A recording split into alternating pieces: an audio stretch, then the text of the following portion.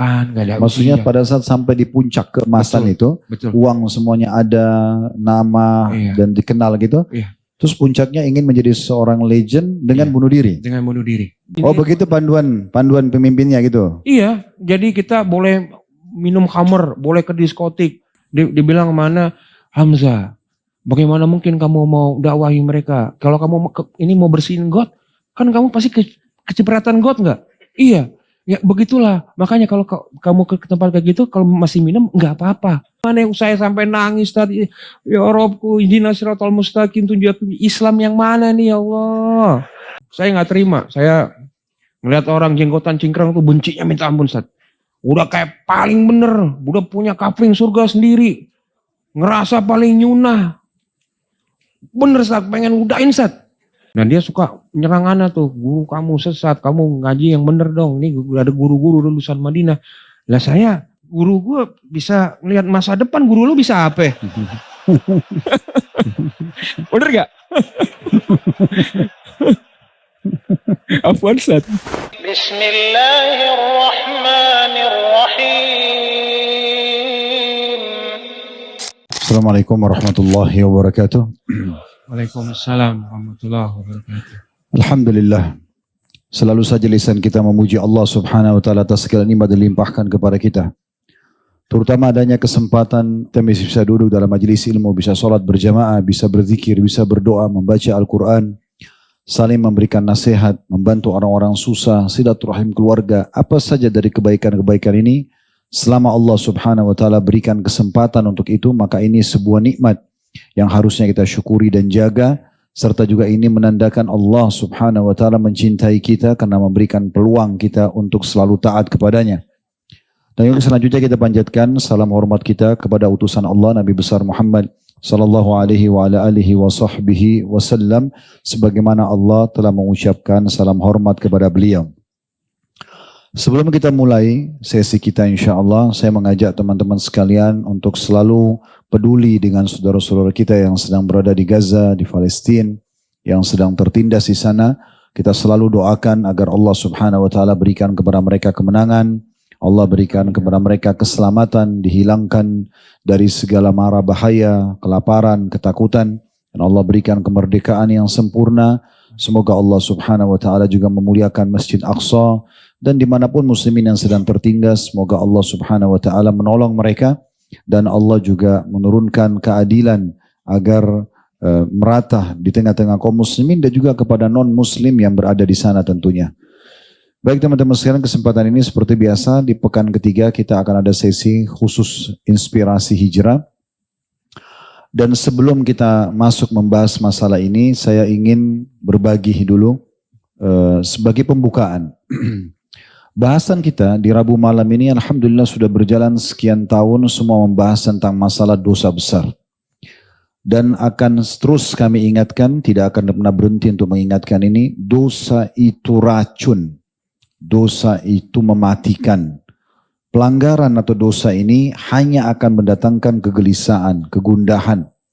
Tidak ada ketentraman jiwa bagi pelaku maksiat, walaupun rumahnya luas, walaupun kendaraannya mewah, walaupun hartanya melimpah. Justru ketentraman jiwa dan kebahagiaan akan dirasakan bagi orang yang hatinya dipenuhi dengan keimanan, dengan amal soleh. Walaupun kita lihat fasilitasnya biasa saja, mungkin rumahnya biasa, mungkin pendapatannya juga serba cukup saja, atau berkecukupan, atau misalnya kurang. Mungkin juga dia belum mendapatkan pekerjaan yang mengikat dia sehingga dia bisa memiliki income bulanan rutin misalnya, atau banyak hal. Tetapi kita akan temukan orang seperti ini tentram jiwanya. Walaupun makan mungkin sehari cuma sekali, tapi dia bisa sholat berjamaah di masjid, dia bisa puasa Senin Kamis, dia bisa hadir majelis ilmu. Kita temukan hidupnya bahagia. Tidak ada beban dalam pikiran, hatinya tidak pernah gelisah.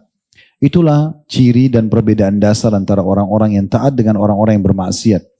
Apalagi kalau seseorang di antara kita bisa menggabungkan, di mana Allah Azza wa Jalla membukakan bagi dia dunia ini, pintu rezeki, dia bisa memiliki pendapatan yang bagus, martabat dan harga dirinya yang cukup tinggi, karena dia menjaganya, memuliakannya, dia mengejar prestasi terbaik di dunia ini, kemudian digabung dengan keimanan dan amal soleh, itu luar biasa. Oleh karena itu teman-teman sekalian, di saat Allah berikan peluang kita bisa beramal saleh, maka bersyukurlah. Dan kalau ada peluang untuk melakukan perbuatan dosa, hindari, jangan dilakukan. Karena ini hanya akan mendatangkan murka Allah subhanahu wa ta'ala. Pernah dalam sebuah athar, sebuah riwayat dinukil oleh Ibnu Qayyim rahimahullah dari buku Ad-Da' wa Dawa di halaman 46. Sebuah asar dari Ummul Mukminin Aisyah radhiyallahu anha.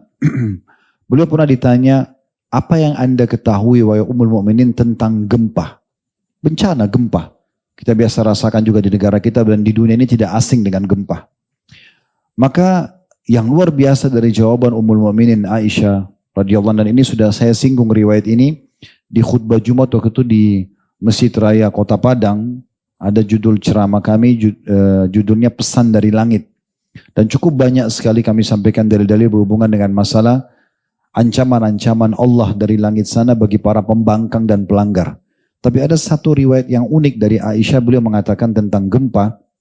Dan sekali lagi bisa kembali ke buku Ibnu Qayyim Ad-Da' wa Dawa di halaman 46. Dan ini sudah diterjemahkan dalam bahasa Indonesia.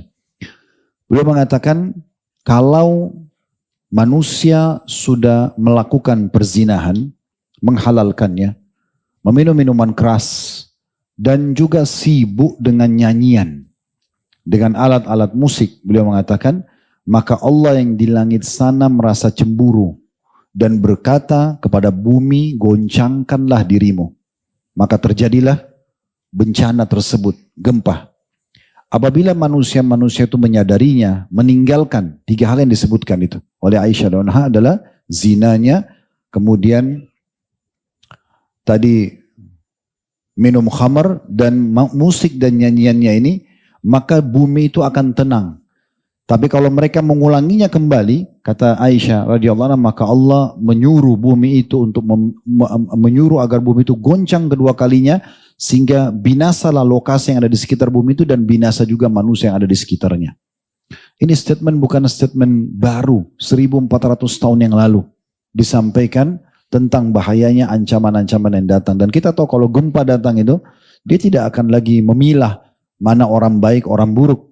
Ya, kata Nabi SAW, kalau telah terjadi bencana maka semua bisa kena. Orang beriman dan orang kafir ada di situ akan kena. Pelaku maksiat dan tidak juga akan kena. Dan ya, kenanya ini kata Nabi SAW nanti akan dibangkitkan sesuai dengan niatnya masing-masing. Dan dalam sebuah hadis yang sahih kata Nabi SAW, perumpamaan kalian dengan orang-orang yang melakukan kemungkaran atau kemaksiatan, ibarat orang yang berada di atas sebuah kapal yang besar. Dan kalian ada di bagian atas, mereka ada di bagian bawah. Lalu mereka setiap kali mau mengambil air, mereka harus naik ke atas. Mereka harus naik ke atas, melewati kalian lah. Gitu. Maksudnya melewati orang-orang beriman, kalau mereka mau buat dosa ini. Dan mereka berkata satu sama yang lain, daripada kita selalu lalang ke atas, ketemu sama orang-orang ini, kita jebolin aja kapalnya. Buat lubang, dan kita ambil air, tidak perlu naik ke atas. Kata Nabi SAW, kalau kalian biarkan mereka menjebol kapal itu, maka tenggelamlah kalian semua. Maksudnya kalau kalian biarkan mereka dengan kemaksiatannya, maka bukan cuma mereka yang kena, kalian pun kena. Terutama bagi orang-orang beriman yang tidak mau tahu. Ya terserah, dia mau zina, terserah dia mau bohong, terserah dia mau jadi pelaku maksiat, terserah dia, yang penting saya tidak. Ini nggak bisa dalam Islam. Dalam sebuah riwayat Bukhari, pernah Nabi SAW mengatakan, pernah Allah Azza wa Jalla mengutus Jibril alaihissalam untuk membinasakan satu negeri. Lalu Jibril menemukan di negeri itu ada satu hamba Allah yang sangat soleh. Kata Nabi SAW, Jibril kembali kepada Allah lalu mengatakan, ya Allah, di negeri yang engkau perintahkan untuk dihancurkan ada satu hambamu yang soleh di sana. Apa kata Nabi SAW? Allah berfirman kepada Jibril, mulai siksaan dari orang itu. Orang yang soleh itu duluan kamu siksa. Karena dia tidak pernah menyuruh pada kebaikan, melarang dari kemungkaran. Mau selamat sendirian. Terserah orang buat dosa, saya nggak mau ingatkan. Nggak bisa. Justru dia yang kena hukuman di situ. Kenapa dia biarin? Kecuali dia sudah ingatkan, ya, di 3 tahapan yang Nabi SAW ingatkan, man ra'a minkum munkaran falyughayyiru biyadi. Siapa yang lihat kemungkaran dia bisa ubah dengan tangannya. Fa in lam yastati' fa bilisani. Kalau dia tidak mampu maka dengan lisannya. Fa in lam yastati' fa biqalbi. Kalau dia tidak bisa baru dengan hatinya. Wa dzalika adhaful iman. Dan itu selemah-lemah iman. Enggak ada orang tidak bisa pungkiri dengan hatinya. Kalau kita sudah mengatakan dalam hati, ya Allah, semoga Engkau berikan hidayah. Di saat itu kita selamat. Tapi kalau kita tidak peduli, tidak pernah ada penyampaian, dan kadang-kadang bahkan penyampaian dalam pengajian teman-teman mungkin membuat sebagian orang tidak suka. Kayak kita membahas apa, misalnya sebuah hukum dalam pengajian seperti itu, orang banyak mungkin tidak suka. Tidak sukanya kenapa? Karena bagi dia suka perbuatan itu. Dia tidak ingin diingatkan. Tidak mungkin. Dari dalil-dalil yang kami sampaikan tadi, kalau kami tinggal diam, berarti otomatis kalau dia dihukum, kita juga kena hukuman. Karena itu kebodohan namanya. Kecuali kalau dia dihukum sendiri nggak ada masalah.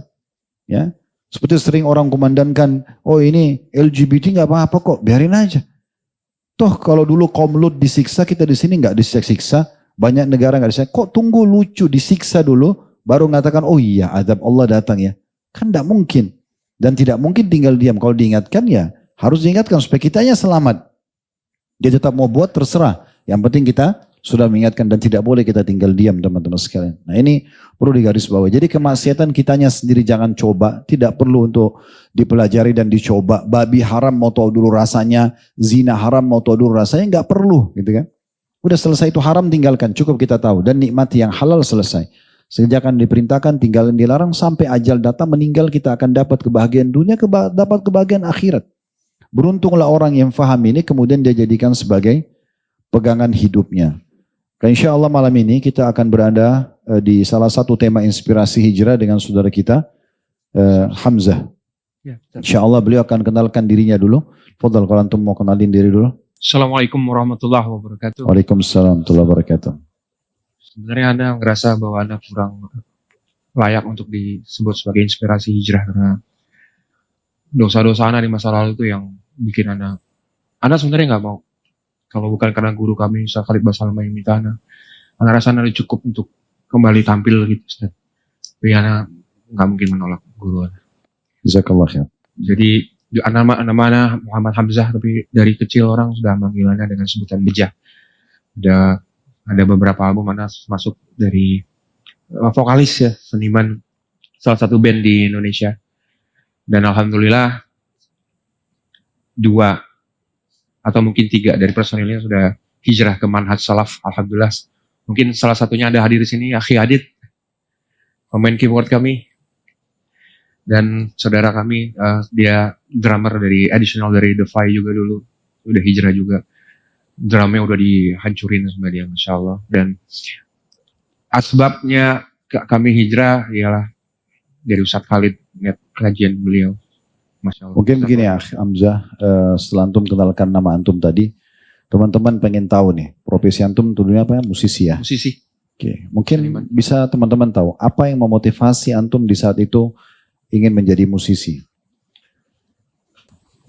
Itu Ana senang emang dari kecil tuh, mungkin karena melihat teman-teman atau di rumah itu suka muter-muter lagu gitu, dan Ana ngelihat ya figur-figur orang-orang kafir itu ya, John Lennon lah siapa ya yang atau ya anak dari kecil itu, dari yang Ana ingin tuh pengen jadi rockstar aja. Udah itu aja dari kecil. Ana pengen jadi performa, Ana pengen jadi. Berarti karena pengaruh dari orang sekitar yang memang terbiasa mendengar itu sehingga antum termotivasi untuk jadi itu. Ya, dan di lingkungan sekolah Ana dulu ada beberapa yang penyanyi juga, saat kakak kelas Ana ada beberapa orang gitu ya. Jadi anak kepengen gitu. Gitu. Jadi itu yang memotivasi ya. Berarti ada lingkungan di sekitar lingkungan yang mungkin membentuk keinginan dan angan-angan itu, harapan itu sehingga terjadi. Iya. Baik, mungkin lebih lanjut lagi antum bisa cerita kepada ikhwan dan akhwat kita pada saat antum menjadi seperti itu ya, profesi itu. Ada profesi yang lain ditekuni? Ada. Ana bisa dibilang dulu ya main-main proyek gitu, Ustaz. Di government gitu, Ustaz. Ya, Ana giring proyek lah. Enggak banyak sekali syubhat-syubhatnya, Ustaz. Ana kunci-kunci tender, belum entertainnya. Lalu kemudian Ana ketimpa masalah, Ustaz. Benar-benar bikin Ana pusing, tapi itu menjadi pintu awal Ana hijrah. Karena setelah sekarang mulai belajar agama, proyek-proyek itu halal atau syubhat? Haram, syubhat.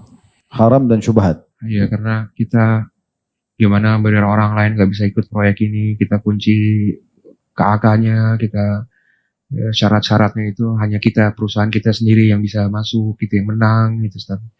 Belum lagi harus ngamanin panitia-panitia kayak gitu Ustaz. Jadi di saat Anda kena itu, lalu Anda berpikir Anda naik taksi online, kemudian sopir taksinya itu mutar kajian gitu saat dari Hasan Al-Basri rahimahullah. Oh ini masuk ke sebab hijrahnya dulu ya. Iya.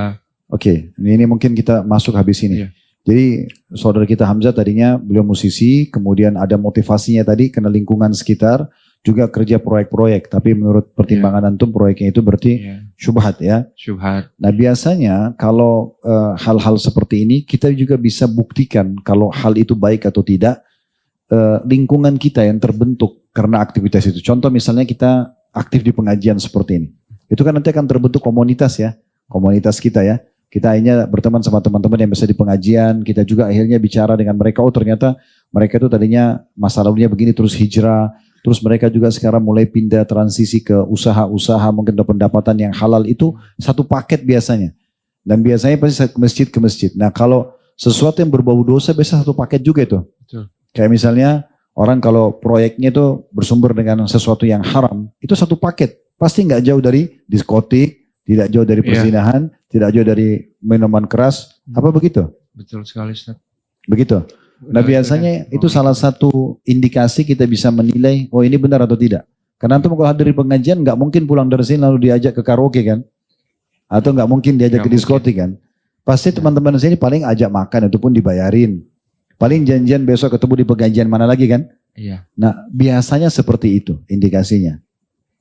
Tapi mungkin teman-teman lebih jauh mau tahu gimana prosesi sehingga antum meninggalkan itu. Apa yang menyebabkan kok tadi dari sebuah hobi yang mungkin antum juga punya nama pada saat itu sudah terkenal nasional. Terus kemudian antum tiba-tiba mau hijrah.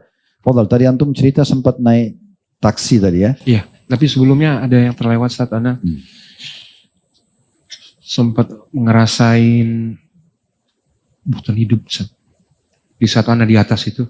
Suara antum kerasin mungkin teman-teman. Di saat Anda berada di puncak itu semuanya ada, semuanya bisa, duit ada. Itu kepingin hidup kok kayaknya gampang banget ya karena mungkin karena faktor semua yang tadi Ustaz sudah jelaskan itu. Saya pengen jadi legend Ustaz. Saya pengen mati. Itu yang kepikir dari saya. Maksudnya mau bunuh diri? Iya. Dan itu keinginan itu sangat kuat sekali. Karena hidup kok nggak ada cobaan, nggak ada maksudnya pada saat sampai di puncak keemasan itu, uang semuanya ada, nama dan dikenal gitu. Iya. Terus puncaknya ingin menjadi seorang legend dengan bunuh diri. Dengan bunuh diri. Kenapa bunuh diri? Karena bego Ustaz. Maksudnya ya karena bodoh, karena kemakan budaya barat yang... Enggak, apa motivasinya? Kok kenapa sudah terkenal, punya uang banyak, larinya bunuh diri? Karena pengen lebih terkenal lagi, lebih harum lagi gitu Ustaz. Kan habis. Kalau bunuh diri mati selesai kan, enggak terkenal lagi. Ya nggak apa-apa, karena hidup pun nggak ada cobaan, nggak ada ujian. Kenapa nggak nikah atau buka usaha? Kenapa harus diri? Mungkin ada mungkin maksud saya ada sesuatu nggak mungkin yang antum pernah tonton? Oh, tokoh ini, oh dia tutup dengan mati begitu? Ya, betul, ada. Ada tokoh yang namanya Jim Morrison lah, ada yang namanya. Oke, nggak usah disebut namanya. Pokoknya banyak Ustaz. Dan saya pengen kayak gitu. Oh pengen gitu. Jadi mati itu dianggap sebuah prestasi. Betul. Tapi bunuh diri. Bunuh diri. Tapi nggak kejadian. Karena saya ditolong oleh teman saya. Tapi sempat proses. Tapi setelah itu Ustaz, ujian dalam hidup saya. Bentar. Jadi sempat proses untuk bunuh diri. Oh subhanallah. Pakai apa mau bunuh dirinya ini? Apa? Pakai apa mau bunuh diri? Banyak Ustaz. Saya berarti ada beberapa kali upaya untuk itu. Iya. Oh. Subhanallah ya. Jadi saya tadi baru bilang itu satu paket ya. Jadi dia kayak satu paket panggil. Puncaknya setan bisikin suruh bunuh diri, dianggap itu prestasi. Betul. La haula wala quwata illa billah. Baik. Terus habis itu sempat mau bunuh diri nggak jadi. Jadi tapi nggak jadi matinya doang, Ustaz. Gimana itu jadi tapi nggak jadi matinya? Iya, jadi saya nggak kebangun selama 2 hari. Teman saya dobrak kamar saya tuh. Ya begitulah Ustaz kurang lebih. Nah tapi setelah saya sadar dari, Antum kurang lebih apa? Belum jelasin. maksudnya jadi nggak jadi mati itu Ustaz. Oh nggak jadi mati.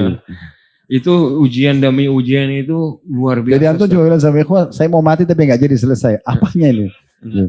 Oke lah, jadi artinya pada saat itu puncak-puncaknya uang lagi ada, prestasi ada semuanya, sepertinya nggak ada ujian gitu. Nggak ada. Terus ingin sebuah tantangan. Betul. Nah tantangannya bunuh diri. Iya. Oh gitu. Subhanallah. Kita kalau di sini maunya mati syahid ya. Jangan bunuh diri. Baik, kemudian setelah itu awal bagaimana merasakan kok ini perbuatan salah? Bagaimana awal munculnya perasaan ini salah? Terus kemudian kok sekarang maunya larinya kembalinya ke agama nih, meninggalkan pekerjaan. Iya. Jadi yang saya rasakan setelah saya peristiwa yang tadi itu Ustaz, itu Tadi dulu ke ujian. taksi itu kenapa tadi? Oh ya. Naik di taksi kemudian? Itu udah setelah tahun 2016 itu Ustaz. Yang tadi saya sebelumnya itu sekitar tahun 2000-an itu 2005 2006 itu. Yang tadi saya bilang saya mau bunuh diri 2004. Antum makin kecil suaranya nih. Antum masih hidup, jangan hilangin suara. Oke. Takut feedback aja sih itu kan feedback. Enggak insya Allah. Yang penting jangan kayak waktu rock dulu, ini pengajian. Terus ya jadi waktu naik taksi itu lagi muter kajian dari Yang putar kajian supirnya, supirnya. Nah, bukan begitu- antum yang minta ya. bukan. Oh, terus? Jadi Ana waktu itu lagi stres-stresnya tuh San. Terus dia mau matiin karena Ana masuk, nggak usah Ana mau dengar. Nah di situ sedang kajian salah satu ustadz kita dia mau membahas mengenai Hasan al-Basri rahimahullah. Perkataan Hasan Basri. Betul, yang ada orang datang bertanya kan Hasan, terus beliau rahimahullah bilang pulanglah kau, bertobatlah kepada Allah. Lalu Ini si penceramanya iya membawa perkataan Hasan Basri. betul. Oke. Ada sampai beberapa kali sampai akhirnya murid-muridnya dan isinya bertanya, ya Imam, kenapa dari kemarin jawabanmu hanya bertaubat, pulang dan bertaubat? Kemudian Hasan al-Basri bilang, karena dosamu menjadi penghalang doamu. Di situ saya kayak ditampar saat kerja saya udah parah gitu kan. Tapi saya berharap Allah tolong, itu kan mustahil.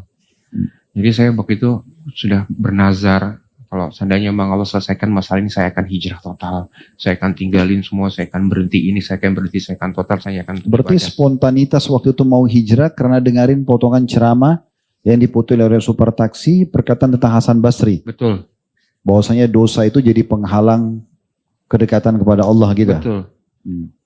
Terus setelah itu apa yang antum lakukan? Langkah apa? Saya waktu itu, Ana waktu itu berpikir ada 1 miliar umat Islam di Indonesia yang berteriak. Di seluruh dunia yang berteriak, ya Allah tolonglah aku. Siapa saya di antara yang 1 miliar itu Ustaz? Jika saya hanya mengerjakan yang wajib, itu pasti doa saya tuh ngantriin entah kapan gitu. Tapi waktu itu memang antum sudah kerjakan yang wajib-wajib atau juga Udah. ditinggalkan? Udah, yang wajib udah saya kerjakan. Cuman saya pengen benar-benar cepat ditolong Ustaz. Bukan, waktu maksudnya masih sebelum mulai mau hijrah ini, memang sudah rutin sholat 5 waktu Sudah. dan jaga, tetap Sudah. terjaga. Sudah, Cuman ketika merasa masuk ke taksi itu, saya sudah merutinkan. Saya hijrah 3 kali Ustaz, sebenarnya Ustaz. oh hijrah 3 Bener. kali. Pertama di atas mazhab Nusantara yang nggak ada kejelasan, saya udah ngamalin ini karena nggak ada ilmu, kok doa saya nggak dijabah kali ini. Karena emang ibadahnya di luar syariat, gimana mau ngefek, iya kan?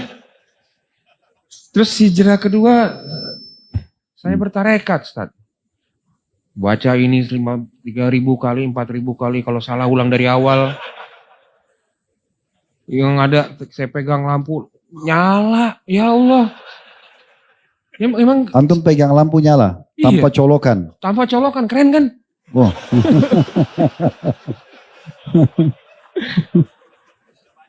Jadi kami itu yang benar-benar tersesat itu dulu menganggap. loh sebentar, kenapa antum anggap itu sesat? Kan bagus bisa nyalain lampu tanpa listrik. Karena Itu hemat, gak usah bayar PLN tiap bulan. karena saya di saat itu langsung sadar bahwa Nabi kita SAW nggak sakti, Ustaz. Dan saya nggak pernah minta jadi sakti. Saya pengen dekat dengan Allah, itu yang saya pengen. Saya ingin dekat dengan Allah. Saya nggak mau lagi sesat kayak dulu.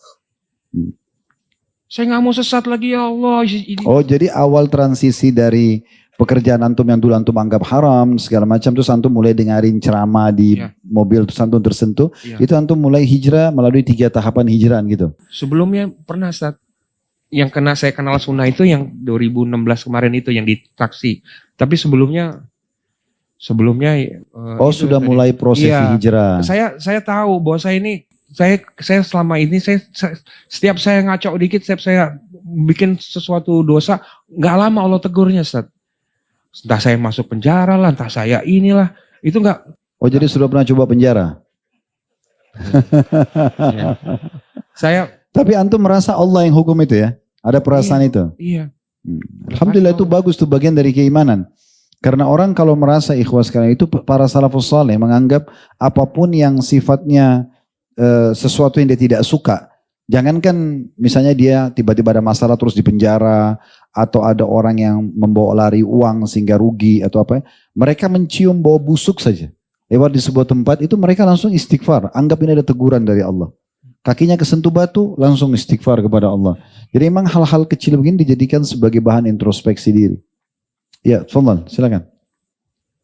Iya, saat saya semenjak yang saya usaha bunuh diri itu, saya usaha. Enggak, satu-satu biar ikhwah, biar berseri ini, berseri. Antum jangan tempatin dia. Jadi mulai meninggalkan itu karena antum mencoba bunuh diri, nggak berhasil mati tadi itu ya. Terus kemudian antum mulai mau pindah ke agama. Belum, Ustaz. Saya gagal terus, Ustaz. Saya bikin apa gagal, saya bikin ini gagal, bikin perusahaan ini gagal. Oh, berarti setelah prosesi mau bunuh diri, terus kemudian bangkit lagi, mulai tapi gagal terus. Ujian datang terus. Nggak ada satupun. Masa sampai seorang bejah nggak bisa dapetin label? Coba. Semua anti sama saya. Masalah apa? Saya ini nggak pernah jahat sama orang, saya nggak pernah nipu, saya nggak pernah ini. Tapi kenapa Allah? Saya nggak terimanya di situ. Saya tahu ini karena Allah, tapi saya jadinya bukannya ateis. Kalau ateis kan nggak percaya. Saya jadi benci waktu itu ya. Apa yang ada, apa yang dia perintahin saya langgar. Makin saya tunjukin bahwa saya protes gitu. Seakan-akan saya protes. Protes Tuhan Allah. Iya. Masya Allah. Padahal antum kalau protes kami panitia sini, ini mic-nya suruh ganti, kita sudah marah tuh. Apalagi antum mau protes. Ya, tapi saya tahu gitu, Ustaz, bahwa ini semua dari Allah. Ini luar biasa ini bisikan syaitan itu. Sampai bisa membuat antum bukan lagi punya masalah dengan dosa-dosa yang zina, narkotika atau minuman keras. Tapi sampai pada tingkat sengaja menantang Allah gitu ya. Betul. Itu luar biasa, subhanallah. Alhamdulillah antum masih hidup sekarang ini. Iya, Ustaz. Masya Allah, Ustaz. Dan terus habis itu akhirnya Allah tunjukkan balasannya dengan cara gagal semua. Gagal semua. Apa yang mau dibuat justru tidak dapat. Gak dapat. Padahal pala udah jadi kaki jadi pala. Tiap hari kerja gagal. Pokoknya kalau Allah bilang gagal, mau ngomong apa udah. Ya kan? Percuma gitu. Oke, setelah gagal ini semuanya. Gagal, di terakhir itu yang ditipu. Kemudian saya dengan supir taksi tadi, terus saya mulai mencoba untuk menjalankan sunnah. Saya coba browsing, pasti karena jawabannya. Tidak, saya susun dulu nih. Saya juga masih bingung tentang. Jadi antum ini dari musisi sama seorang pemegang proyek, ya, kontraktor. Sekarang antum berjalan nih. Puncaknya adalah antum pada saat lagi banyak duit, prestasi bagus, kemudian ingin jadi legend, bunuh diri. Iya. Di saat itu kan, puncak-puncaknya itu. Oke. Sampai sini paham ya? Oke. Jadi biar bersambung nanti, karena kita mau tangkap sebuah benang merah, antum kenapa hijrah? Oh, iya. Harus jelas dulu situ. Kemudian bagaimana setelah itu antum istiqomah dalam hijrah ini gitu. Baik, sampai situ akhirnya antum mau bunuh diri, beberapa kali mencoba tapi gagal. Sekali doang sih, Ustaz. Sekali. Tapi itu udah saya persiapin tuh, jadi udah ada musik pengantar kematian ya, musik pengantar kematian gitu-gitu deh. Norak pakai musik juga pada saat mau ngantar kematian. Biar lebih apa ya, dramatis. Malaikat pun juga itu lebih tegas nanti. Oke, Taib. Akhirnya gagal kan? Setelah gagal prosesi itu, mulai antum coba ya bangkit lagi untuk coba usaha-usaha, tapi akhirnya ditegur oleh Allah. Iya. Gitu kan? Gagal-gagal terus gitu. Entah gagal, tadi tipu orang, udah gitu aja udah. Pada saat itu antum tanda kutip sini ya, marah kepada Allah gitu ya. Iya. Kenapa kok saya tidak pernah sakitin orang, justru saya tidak berhasil, gitu ya. Terus kemudian antum pada saat itu justru melanggar apa yang Allah, yang dilarang malah sengaja dibuat. Betul. Nah, balasan Allah spontan datang dengan cara menggagalkan semua usaha yang dimulai. Iya. Oke. Sekarang pada saat antum merasa ini gagal, itu gagal, ini merasa sebagai teguran dari Allah nggak? Iya. Oke. Di saat itu apa yang antum lakukan? Antum sudah akhirnya menyadari dan kembali kepada Allah? Awalnya masih marah saya, Ustaz. Saya masih nggak terima dengan keadaan gitu. Tapi akhirnya begitu peristiwa yang terakhir itu bikin ada. Tapi saya baru ketemu orang ini marah sama Allah ini, baru antum ini. Masya Allah. Ya. Saya bukan yang nggak percaya, saya nggak terima. Padahal saya tahu ini saya terjadi ini karena awal dulu saya yang nantangin Allah gitu, yang ngerasa hidup enak gitu, Ustaz. Iya. Oke. Terus sekarang setelah antum gagal terus nih. Pikiran untuk ke agama itu apa pemicunya? Kan gagal nih terus nih, gak berhasil. Antum sadari nih, oh ternyata saya langgar nih, begitu? Akhirnya saya ngangkat bendera putih, ya Allah. Udah nyerah ya Allah, udah ampun. Udah terima tobatku ya Allah. Karena ujian-ujian yang bertubi-tubi itu. Betul. Oh berarti ini poinnya ya. Jadi setelah beliau berusaha untuk justru mencari prestasi-prestasi dunia, gitu kan? Dan karena dia merasa gagal, hanya menantang Allah untuk justru yang dilarang dilanggar. Di situ Allah makin gencar untuk datangkan ujian-ujian. Betul. Sampai akhirnya merasa kalah, gitu ya? Nyerah udah, Ustaz. Baik, setelah antum nyerah, apa yang antum lakukan? Anda mencoba melakukan amalan-amalan yang Anda tahu dari kecil. Hanya sholat 5 waktu, mungkin qabliyah badiyahnya juga nggak tahu. Yang 12 rawatib itu kan belum tahu sama sekali. Sebenarnya yang Anda tahu, pasti sunnah yang akan mendekatkan Anda kepada Allah. Karena kalau Anda hanya mengamalkan yang wajib saja, itu 1 miliar penduduk di seluruh dunia ini juga ngamalin wajib. Jadi doa Anda itu mengantri nomor berapa? Nggak mungkin Anda, sedangkan Anda butuh sekali, Anda ingin cepat ditolong, Anda ingin cepat dekat gitu, Ustaz. Nah akhirnya di saat itu Anda browsing, Ustaz, kajian sunnah. Sebentar dulu, jadi antum sekarang pada saat mau hijrah itu, udah mulai hijrah, antum merasa tiba-tiba muncul pikiran untuk dekatkan diri kepada Allah SWT dari sekian 1 miliar umat Islam di dunia ini, kalau cuma kerjakan yang wajib, berarti nanti nomor antrian keberapa, begitu ya? Untuk diterima doanya, sehingga antum berpikir untuk harus dituatkan dengan ibadah-ibadah sunnah. Betul. Muncul begitu saja? Betul, muncul segitu saja. Terus? Saya browsing YouTube, kajian sunnah yang muncul, Ustadz Khalid Basalamah.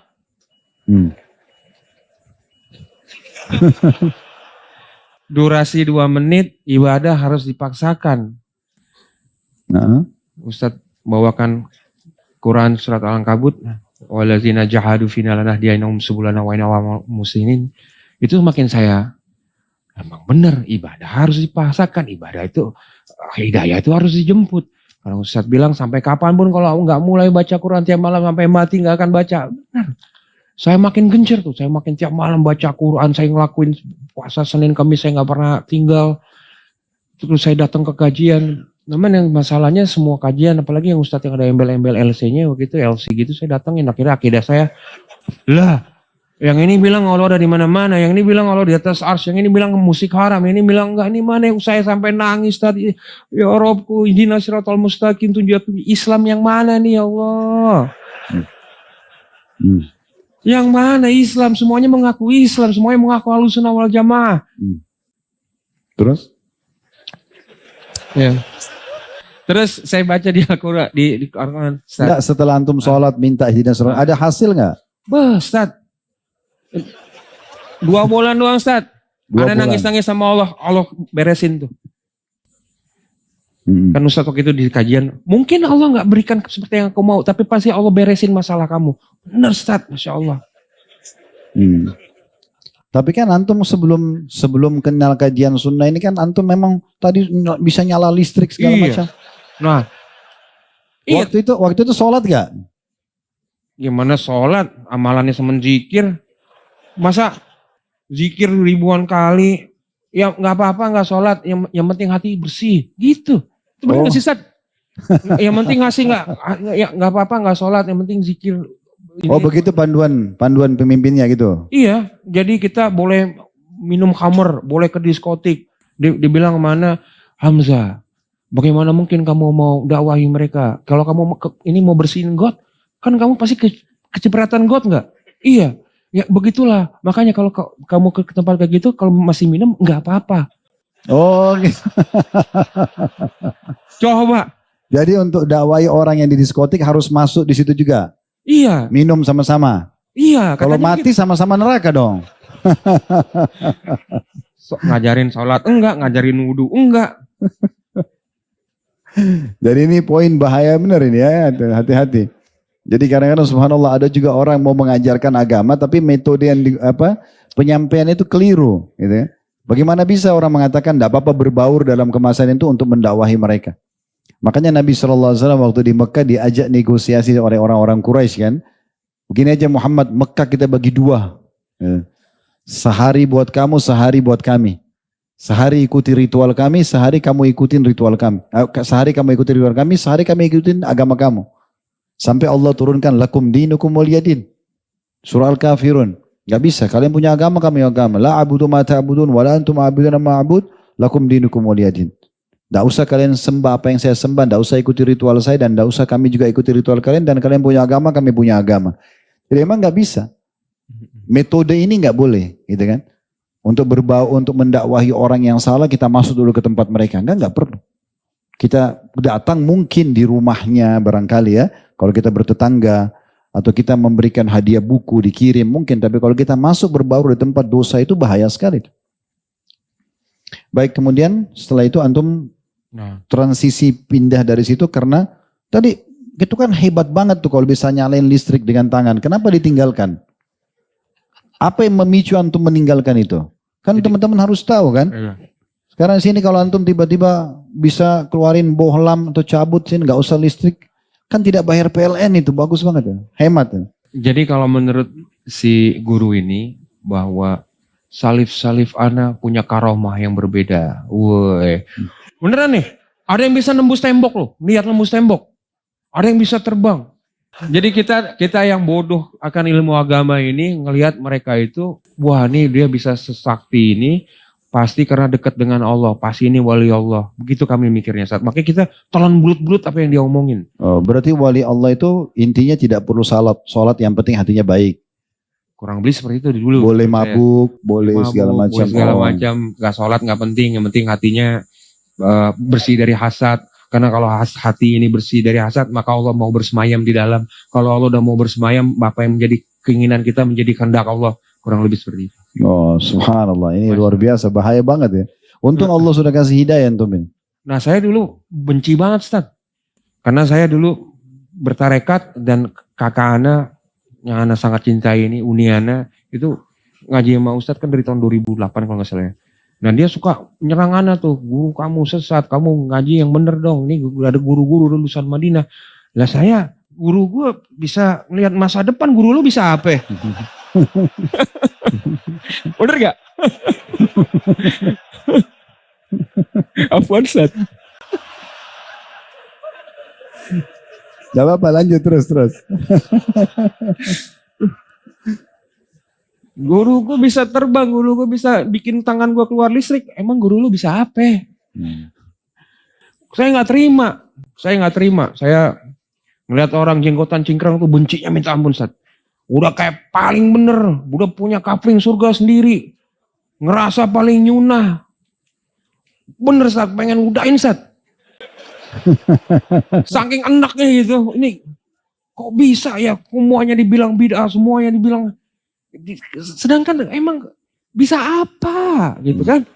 Nggak bisa terbang padahal ya. Nggak bisa terbang. Tapi perasaan Rasulullah nggak pernah terbang juga. Iya. Berarti kalau dia bisa terbang itu luar biasa itu. Ngambang gitu, floating. Nah. Baik, mungkin sisa berapa pertanyaan, Akhi. Sekarang yang mendorong antum akhirnya hijrah karena merasa adanya ujian-ujian yang datang tadi. Kemudian antum akhirnya merasa memang harus kembali kepada Allah, intinya begitu ya. Terus melalui proses tadi sempat mengikuti aliran yang bisa nyalain listrik di tangan dan segala macam. Ya. Sampai akhirnya antum sempat mengenal dakwah sunnah gitu ya. Baik, sekarang mungkin ikhwah perlu tahu dan akhwat kita. Setelah antum mulai mempelajari agama lebih dekat, sunnah-sunnah Nabi SAW, apa yang antum merasakan sekarang? Bagaimana membedakan antara ketenangan jiwa yang antum merasakan sekarang dengan masa-masa sebelumnya dulu? Yang Anda jelas rasain itu haus akan ilmu, haus akan ibadah, ingin selalu dekat dengan Allah, setelah mengamalkan sesuatu, ingin mengamalkan amalan yang lain, begitu terus. Jadi seakan-akan Allah bukakan pintu agar Anda ini lebih ingin terus dekat sama Allah, ingin terus dekat sama Allah. Dan ini belum pernah Anda temuin, belum pernah Anda sebelumnya Anda rasain. Nikmatnya seperti Ustaz Khalid pernah bilang, nikmatnya iman, nikmatnya merasakan ketakwaan kepada Allah, nikmatnya dekat dengan Allah ini luar biasa. Ini nggak bisa kita terbayarkan dengan apapun juga. Dan ini emang yang Anda cari-cari, Anda tunggu, Anda inginkan dari dulu ini Ustaz. Bukan sakti dan segala macam, enggak. Anda ingin kalau nanti ada masalah, Allah kasih solusi cepat, atau Anda berdoa apa, tapi Masya Allah Ustaz, setelah Anda hijrah di manhaj yang hak ini, jalan Allah, manhaj salaf ini, semua doa Anda dijabah oleh Allah Ustaz, Masya Allah Ustaz. Masya Allah. Baik, untuk istiqomah, antum supaya bisa istiqomah konsisten sekarang, untuk ketenangan yang antum rasakan, apa yang antum lakukan? Duduk di kajian, yang jelas. Duduk di kajian. Kemudian selalu berkumpul dengan teman-teman yang soleh. Pokoknya semua pesan Ustadz itu insya Allah Anda jalanin. Tiap malam baca Quran. Kemudian semampunya melakukan amal-amalan sunnah. Majelis ilmu ini yang pertama tadi itu rutin online, offline. Datang ke kajian dan duduk di kajian. Datang berarti offline. Bahas kitab. Jadi bukan tematik. Terus kemudian yang teman-teman tadi maksudnya yang ditemukan di pengajian juga. Iya Ustaz, itu Anda minta sama Allah, ya Allah berikanlah kepadaku hamba-hamba Allah yang soleh yang bisa mendekatkan aku lebih dekat kepadamu. Itu langsung Allah kasih. Ya Allah jadikanlah salah satu dari asatid Ustaz Sunnah itu sebagai sahabatku. Allah kasih. Masya Allah. Terus baca Quran malam. Insya Allah. Antum sudah tahu hadis ya yang Nabi SAW mengatakan siapa yang membaca 10 ayat di malam hari sebelum tidur itu lebih baik daripada satu kintor. Ada di sini video Ustaz. Tenang aja Ustaz, udah Ana posting juga. Ya artinya membaca itu murid karena teladan nih Ustaz. Tapi selain baca Quran dari apa lagi? Ada yang lain enggak? Antum dari awal sudah bisa baca Quran atau masih proses belajar kemudian sekarang baru bisa? Karena alhamdulillah bisa sih Ustaz. Ya walaupun enggak lancar dulu ya, tapi bisa. Karena kan sekolah anak di sekolah Islam gitu, sampai kuliah pun di Universitas Islam. Jadi emang ada ya walaupun ada backgroundnya. Ada backgroundnya lah. Baca Al-Quran dengan terjemahannya Ya, atau? dengan terjemahan. Ada yang lain? 3 tadi antum sudah lakukan itu? Selain itu? Duduk majelis ilmu, berteman sama orang-orang yang komunitas baik menurut antum, terus kemudian baca Quran. Iya. Pokoknya saya insya Allah yang sering saya lakukan bangun tidur, mau tidur ingat Allah, bangun tidur ingat Allah. Berpikir hari ini saya mau sedekah di mana nih? Saya mau nanti sholat di mana nih? Saya mau ngapain nih? Pokoknya hati saya insya Allah muncul perasaan begitu setiap harinya. Iya, semenjak menjalankan sunnah. Alhamdulillah itu satu hal yang positif itu. Iya. Berarti Allah tadi kan saya sempat bilang ikhwas sekalian ya, kalau kita diberikan kesempatan oleh Allah SWT untuk beramal soleh, apalagi terfikir dari amal soleh ke amal soleh ini berarti tanda Allah mencintai kita karena kita sedang dipandu untuk melakukan ketaatan tersebut. Jadi itu kiat antum untuk istiqomah ya. Iya. Dan saya tahu banget di luar sana tuh yang baca paling setahun 2 tahun hijrahnya itu udah sering saya dengar gitu. Tapi kan dia nggak tahu saya bentengi diri saya itu. Pertama saya bentengi saya dengan penampilan syar'i. Kan nggak mungkin kalau jenggotan cingkrang pergi diskotik, bener nggak? Iya. Hmm. Udah pasti pergi ke masjid. Dan ini bener-bener orang mau ngomong apapun juga bodoh amat. Yang tadinya dulu hina Ustaz, pengen ngeludahin. Sekarang lo mau ngomong apa mengenai saya ini jenggotan cikang, bodoh amat. Ridho Allah yang kita cari, bener gak? Udah gak peduli lagi dengan ucapan manusia gitu. Terus habis itu apa lagi Ustaz? Lupa saya Ustaz. Apa ya? Antum ada kiat yang lain nggak? Pengaruh keluarga, efek yang lain kan tadi teman-teman membaca Quran, kemudian majelis ilmu. Ya teman-teman sih ya sesama musisi gitu dulu ya, yang udah senior gitu lah, itu sampai bikin grup WhatsApp Ustaz. Selamatkan bejah dari Wahabi. Wih, dia seakan-akan mereka nggak terima kalau dedengkotnya tobat. Oh antum merasa antum didengkot dulu ya? Iya Ustaz. Parah. Kata anak Benana dulu, saking parahnya nih, setan aja nyembah lo jah. Astagfirullahaladzim. Alhamdulillah ala kulli hal.